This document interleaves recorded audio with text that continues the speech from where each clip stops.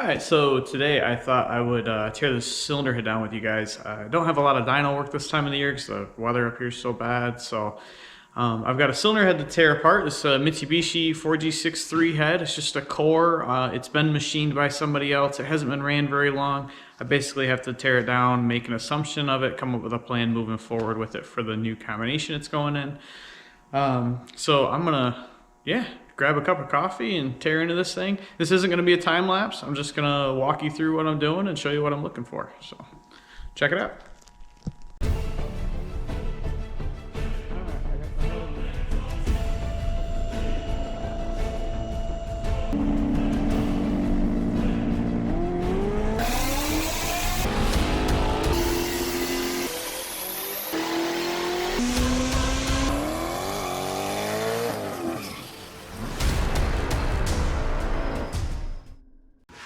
Okay, so as I'm doing this, I'm just gonna chat with you guys. I already broke these loose with a impact gun quick because it was gonna be noisy, but so yeah, I don't know who did this head before. This goes on one of the billet block engines I'm fixing up right now. It's got a Kegley high pressure beehive in it. It looks like a set of Kelford cams. I don't know what the cams are. We'll get more into that once I get the thing apart here, but obviously your HKS gear deal. This thing's kind of, the shoulder of that bolt's wadded up in the clearance there on that fuel pump drive. But yeah, nothing too crazy here. You can see this is a mechanical, obviously that drive I just pulled off, and then this bracket is a mechanical fuel pump drive stuff. He's got a fitting here. Now this fitting on the coolant port, I usually weld these on. This looks like that thing might be pressed in there. Normally there's a bolt holding them on. I don't really see one though, but yeah, so I don't know. That's kind of interesting. I don't never see that. I'll grab an angle wrench a second here.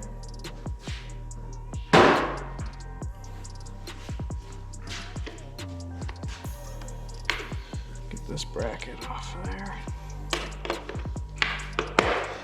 But yeah, I don't know how much work we're gonna do to this thing. Hopefully the valve job's okay and I can just, it's pretty minimal. It did, when I get it apart, I'll show you guys, the engine did eat something, so it's got some damage in the deck that I'm probably gonna repair. Just weld it up kind of thing and redeck it. But for now, we'll just get the thing apart. Depending on what cams these are, and I'll inquire with the customer a little bit on if this high pressure spring is going to be enough. We might move to Kegley's, their race only spring. I would expect us to make that move knowing that this is a billet block engine, but I do not remember what turbochargers on this combination, and that's really going to be only important because of the boost capabilities of X size turbocharger, right, on the 2 liter. So we'll see. So if you're not super familiar with the 4G engines, these caps are all numbered in location, so you can pretty much just pull these things off and throw them in the basket while you're going through your bit. They are a 12 mil, so I'm gonna knock these things off real fast. I usually just start in the center, work my way out, just because that's habit of how I pretty much do everything.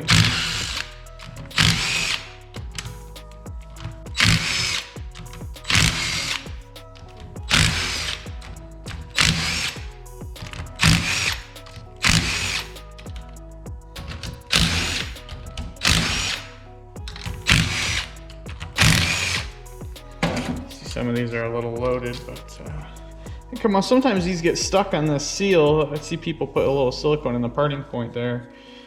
It's not usually necessary, but yeah.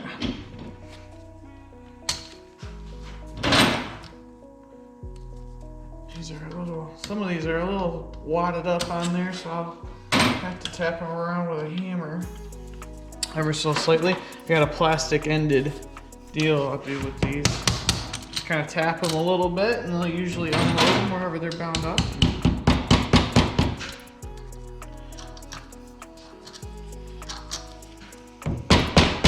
Again, usually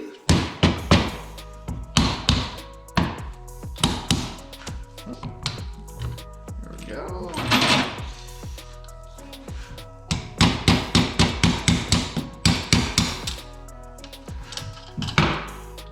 Alright, so as I'm tearing these apart, I'm trying to look, see if I find one of these that looks a little startup, but you know, it's always good to check out the top of the cap, just make sure they're not gulled up real bad or nothing. It's normal to see a little bit of wear, like you can see this one's got some lines in it, but it's nothing serious. Nothing I can feel. Obviously I have gloves on, but you know, they're in pretty good shape. Same thing, I'll look at the cam journals themselves, make sure those are all okay.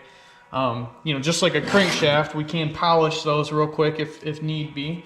But they look pretty good. So we're gonna set that guy aside. And as we're going through the rocker arms here, as we pull these off, I'm just gonna roll them and visually look for cracks. Usually they'll crack under the axle there. So just make sure they roll okay and there's no cracks in them as we're doing that.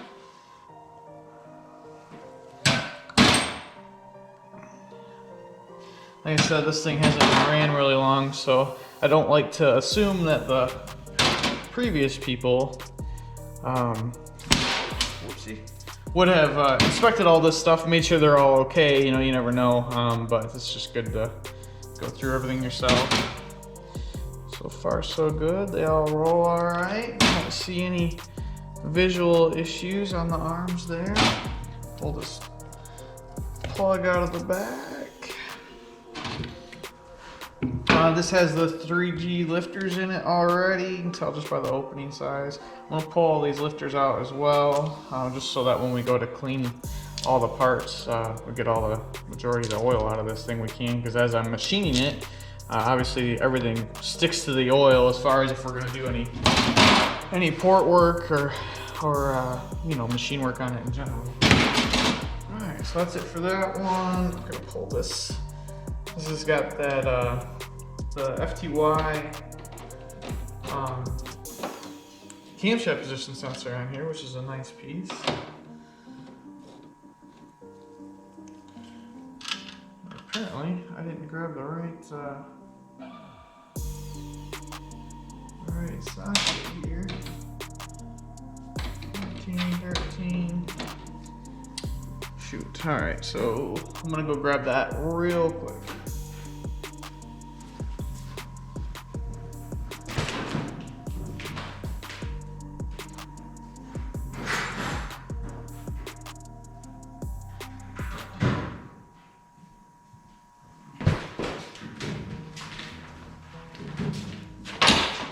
Yeah, these FTY cam position sensors are cool.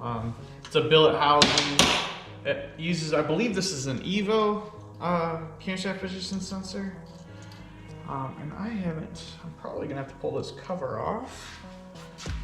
So I haven't worked with one of these in a while.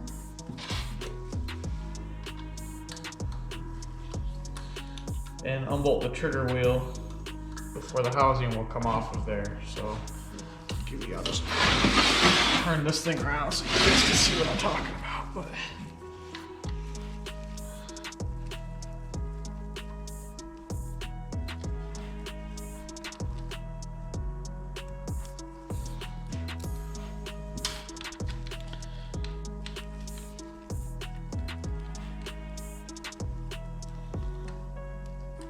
yeah, I'm kind of running out of, I shouldn't say running out of ideas, but looking for more ideas for videos to make for you guys. So if there's something you see me working on or know that I work on, or anything you want me to just do a video on, I'm thinking about doing one on port work on these, just something general, about basically like my theories and how I apply my theories to these cylinder heads, and honestly my thought processes that I have with these pretty much apply to the majority of the cylinder head stuff we do. Yeah. Like that, a little whack.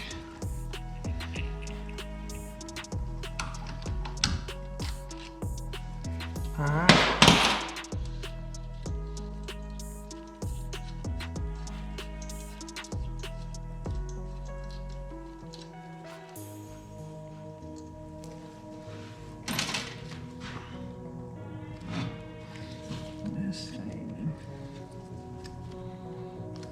trigger wheel should come off of there pretty easy, but there's so much silicone on this, I can't.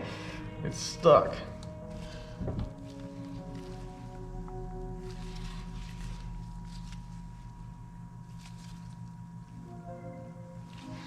The bolt's already out of there. I don't know what's going on with this thing.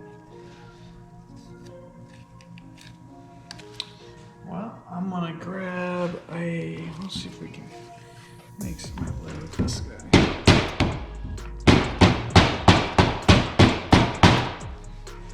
Yeah, it was just on there. Pull this back cap off.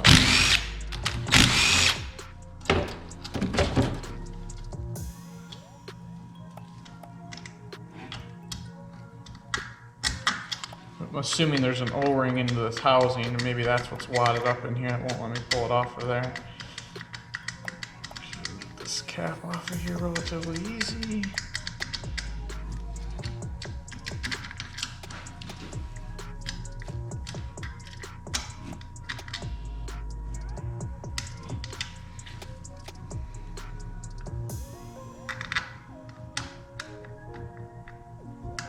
Maybe.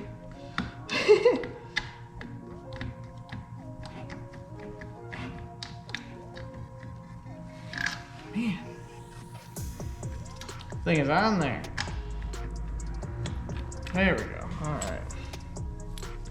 No, the O-ring's actually on the face of it. It seals on this face, so that shouldn't be a problem. But it does allow me to at least get it.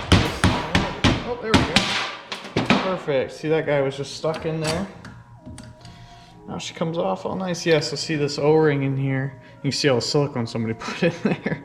But that O-ring seals on this face, right? So when that, grab that cap, give you an idea, right? So the O-ring will seal on that surface. That's cool. I'll pull the rest of these cam caps off of the intake cam in a minute.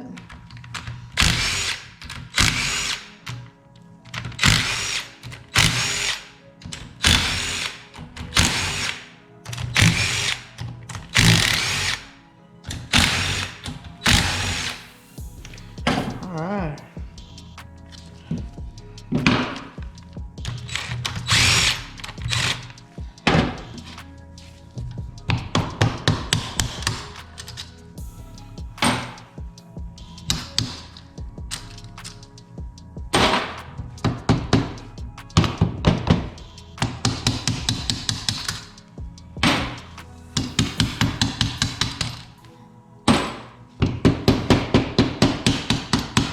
This one's a bit caught up on that front seal.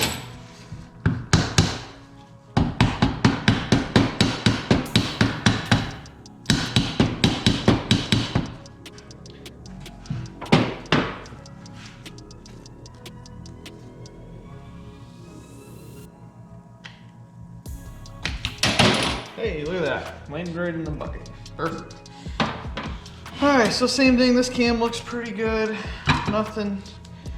Cylinder head side looks okay. Obviously the cylinder head, the actual head side isn't what's loaded. You gotta look at the cap side, right? So I'll inspect this a little closer once I get stuff cleaned up. Go through the rocker arms on this side.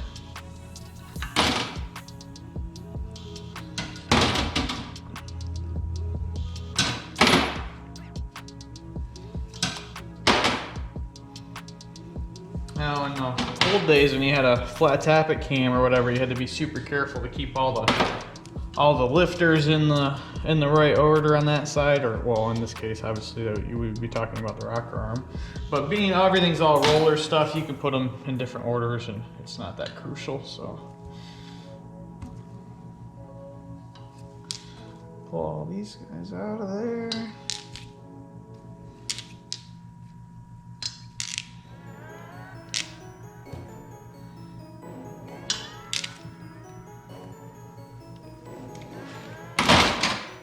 Alright, one more thing, we gotta pull off the Kigley Racing oil pressure regulator. If you are familiar with those at all, they're a cool piece because it regulates the oil pressure in the cylinder head, which for us, normally this is just an orifice from the factory, so you get a lot of oil up in the head, And being that this is regulated pressure to what goes into the lifter side of things, it tends to keep more oil in the oil pan, which, you know, when we're turning, you know, 10,000 RPM, 11,000 RPM in these, even your normal, you know, road race stuff for sustained high RPM, obviously keeping the oil pan full of oil is extremely important. So these are a wise decision for anybody that's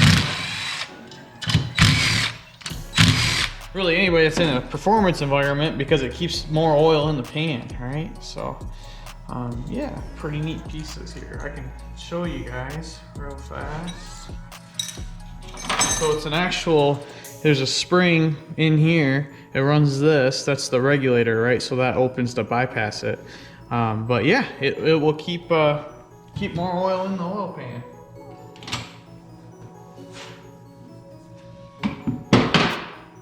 All right, so now I'm gonna stick this thing on the seat and guide machine.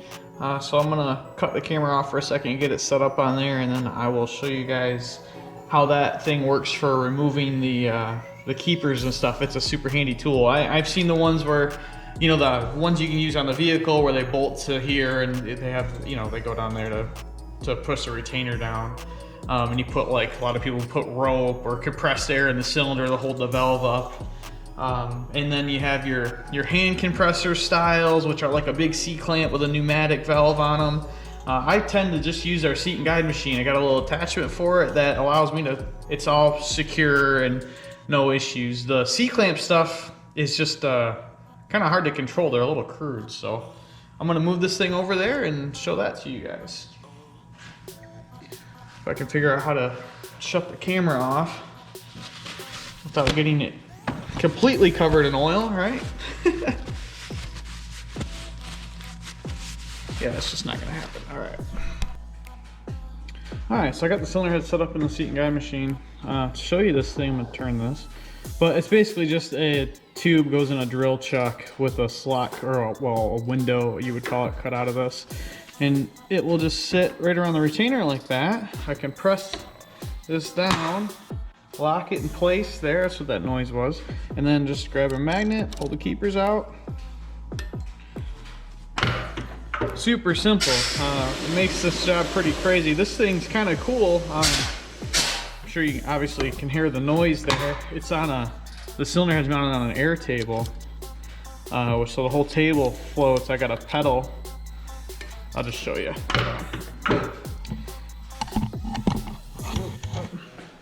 So check it out. So I got a pedal down there, right? This whole thing's on a table. So when I hit that, oops, hold on. And the whole table moves. See? Makes that pretty easy.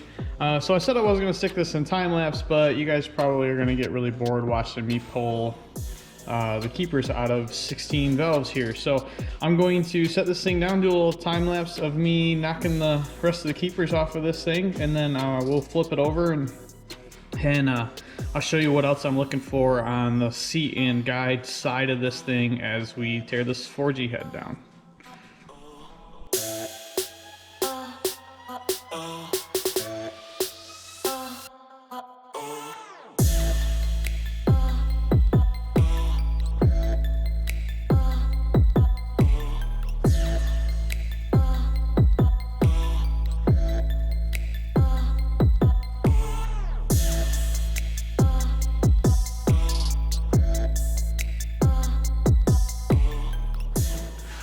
Okay, now that we got all the valves out of this, you can see this thing was ran, but I mean, hardly at all, right?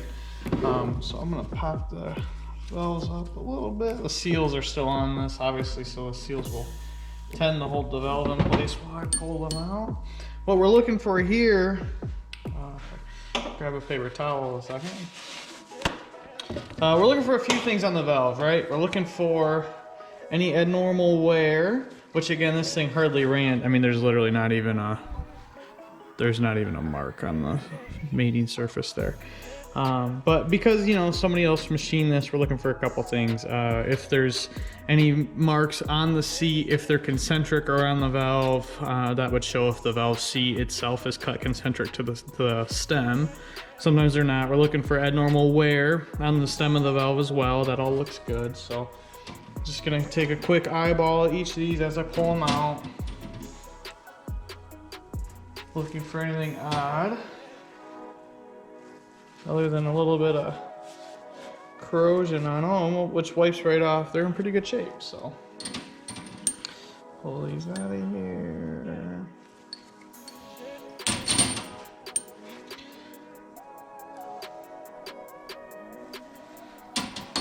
All right, now what I'm gonna do with the last one is I'm gonna check the guide here just by feel with this stuff. You should measure these, but I've done so many, I know what they need to feel like to get them where they're in the ballpark. So just doing a quick inspection of that.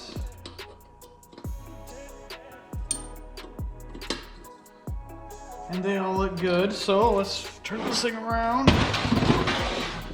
and check out the exhaust side.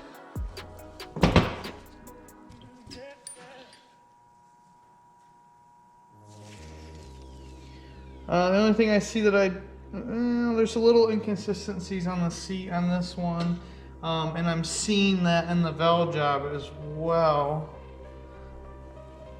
There's some pretty bad pitting on that one seat there, but it's underneath the valve seat surface. I'll see if I can show you that in a second.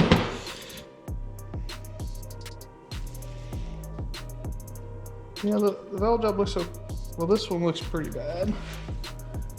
But I'm assuming this is just corrosion on this thing for it being open slightly. It's only on the one valve, but check that out. See how it's all discolored there on the seat surface. And I can't really wipe it off. So that must have just been sitting open and got some, I'm guessing some fuel sat on it or some moisture and kind of corroded the surface of that. Because I don't see anything remnants of a poor seal. Well, actually that's not true. Check this out. All right, you see on the half of that exhaust seat there where it's dark. Oh, whoa there, sorry. Up here where it's dark in the seat groove and shiny over here where the valve seat surface is. That tells me that that seat isn't concentric and that valve was not sealing on that surface. Which means at the very least I'm gonna have to put, typically what I'll do to judge that is I'll put some bluing on the seats and some lapping compound and just kind of see where everything's at. And if it truly needs a valve job or not. I can tell you that I haven't measured the valve, but I'm wondering if these are a larger than stock diameter valve just based on how the valve job looks. The throat size is definitely too small for where the valve seat is. So we're gonna have to do some work there. That's more in cylinder head flow design stuff, right? So this thing's probably gonna get a valve job. I know that this is a somewhat max effort combination. The cylinder head feels okay. As far as the core shift goes, it's not terribly bad on the intake side. Ooh, the exhaust side is kind of rough though. So it's gonna get probably a valve job, and then I'll cut the throat diameters to the diameter or the ratios that I like to see for the valve size. This also has a radius. I just noticed that. It's got a radius intake seat. So that's a big problem. So you don't want a radius valve job. Will look really good on a flow bench, but does not do a good job of atomizing the fuel, which basically means that it's not gonna perform very well. So we're definitely gonna do a valve job to correct that. And then we'll cut the throat size to get the ratios we want. The issues I had mentioned before on the deck surface that I'm gonna have to repair are these. See if I can show you those relatively easy. These blems here, and again there. I'll clean those up and weld them up pretty quick. We're gonna deck it either way, so I'll get that done. But for now, this thing is tore down and inspected. We have a plan, so now my job would be to put a quote together with what I think the cylinder head needs for like just a minimal put it back together repair, and then what I would suggest as far as the valve job, port work, that kind of thing. Present it to the customer, and then we'll start all the machine work once it gets okayed. So yeah, that's it for this video. Again, this is a Mitsu 4G63 cylinder head teardown and my process of how I inspect it. So if you like this kind of stuff, please comment and let me know if there's something else you want me to do and see. I'm looking for more ideas to create video content currently. So yeah, so leave a comment with your thoughts and what you'd like to see me do or talk about, and we'll go from there. Don't forget to subscribe to keep watching our future videos, and yeah, check us out on the next one.